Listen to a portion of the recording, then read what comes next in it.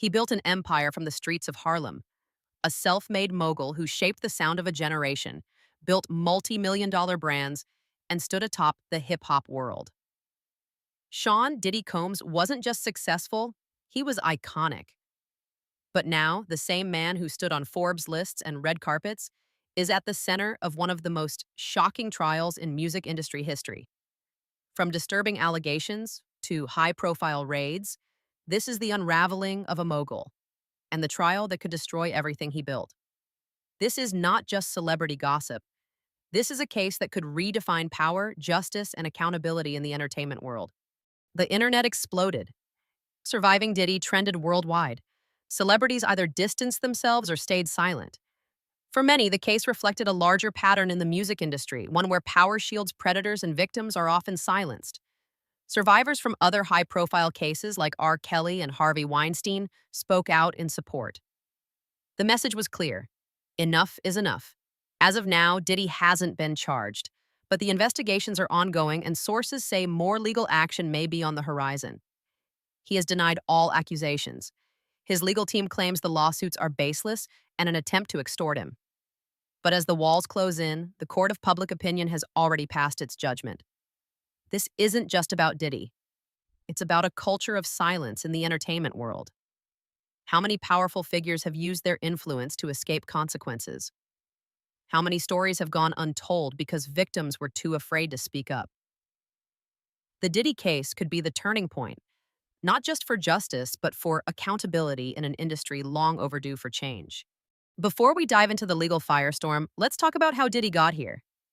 Born in Harlem, Sean Combs came from humble beginnings. He started as an intern at Uptown Records, quickly rising through the ranks due to his relentless work ethic and uncanny eye for talent.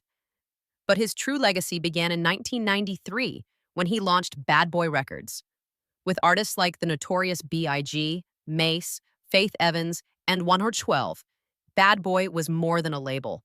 It was a cultural force. Diddy transformed tragedy into business moves. When Biggie was murdered in 1997, Diddy's tribute single, I'll Be Missing You, shot to the top of the charts, helping solidify his image as a grieving friend and media mogul. Over the years, Diddy expanded beyond music. He launched Sean John Clothing, invested in Ciroc Vodka, built his media company Revolt TV, and even dabbled in acting and reality TV. By the 2010s, he was consistently ranked as one of the wealthiest figures in hip-hop. But behind the designer suits and Grammy speeches, cracks were beginning to show. Diddy's name has been attached to legal trouble before. In 1999, he was arrested in connection to a nightclub shooting in New York while dating Jennifer Lopez. Though he was acquitted, the trial was a media circus, and it marked the first major hit to his reputation. Over the years, smaller allegations and lawsuits followed, mostly settled out of court. Former artists accused Bad Boy Records of unfair contracts. Some employees whispered about toxic workplace behavior. Yet nothing seemed to stick. Diddy's empire continued to grow. The industry still embraced him. But in recent years, the culture began to shift. In the post-Me Too era, stories that once would have been ignored started gaining traction. Former collaborators started speaking up. Rumors of manipulation, coercion, and abuse of power began circling. Still, nothing could have prepared the public, or Diddy, for what came next. In early 2025, the unthinkable happened. Multiple women filed explosive lawsuits against Sean Combs. These weren't vague accusations. They were detailed, specific, and horrifying. The plaintiffs described an alleged pattern of manipulation and abuse that spanned years, even decades. Parties that turned into predatory situations. Young women allegedly being groomed, controlled, and intimidated. One claimed she was threatened with violence if she spoke out. Another said she was drugged and assaulted at a private event linked to Diddy's inner circle. Suddenly, the man once praised for his hustle and business acumen was facing serious charges, ranging from sexual assault and coercion to, most notably, sex trafficking. And it didn't stop there. As media coverage exploded, the U.S. government took action. In a shocking move, the FBI launched coordinated raids on Diddy's homes in Los Angeles and Miami. Helicopters buzzed overhead. Tactical agents stormed the properties. Witnesses recorded video as law enforcement carried out computers, hard drives, and documents. The raids weren't just dramatic, they suggested a much broader federal investigation. Sources close to the case said officials were looking into connections between Diddy and a larger trafficking network. Investigators believed there might be more victims, and possibly accomplices, within the music and nightlife scene. That was when the tone shifted. This wasn't just about Diddy anymore. It was about systemic abuse and possible criminal enterprise on a much larger scale. Sean Combs has denied every single allegation. In multiple public statements, he called the lawsuits money grabs and part of a coordinated smear campaign. His lawyers argued that the timing of the lawsuits, coming after changes in federal trafficking laws, was suspicious. They pointed to inconsistencies in the accuser's stories and claimed the FBI's actions were excessive, even unconstitutional. Diddy's legal team vowed to fight the charges and clear his name. But fighting back in court is one thing. Fighting back in public? That's a whole different story. Almost overnight, the entertainment world began to distance itself from Diddy.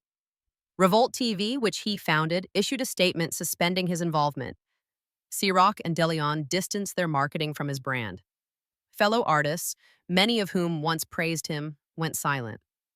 Some former bad boy artists even resurfaced with new allegations or support for the accusers. The public perception was changing fast, and Diddy's once unbreakable brand began to crumble. The mogul who once danced in shiny suits was now facing a legal and reputational nightmare. If convicted on the most serious charges, Sean Combs could face decades behind bars. The sex trafficking allegations alone carry steep sentences under federal law. And if prosecutors manage to build a RICO case, tying Diddy's alleged actions to a larger organized effort, it could mean life in prison. Even if acquitted, the damage may already be done. Sponsors have pulled out, shows have been canceled. His brand has been tainted, possibly beyond repair. But beyond Diddy, this case opens up bigger questions. How many others knew what was happening? Is the music industry finally being forced to face its darkest secrets? And will this trial set a precedent for how power is handled moving forward? The trial is far from over, and more revelations are likely to come. For now, Sean Diddy Combs remains free, but under heavy scrutiny. The world will be watching every courtroom moment, every testimony, every headline. Because this isn't just about a music mogul falling from grace. It's about what happens when fame, fortune, and unchecked power meet a reckoning. What do you think? Is this the end of Diddy's legacy, or the beginning of long overdue justice? Let us know in the comments. And if you want to stay updated as the story unfolds, don't forget to like, subscribe, and hit that notification bell. Thanks for watching. Stay informed, stay aware.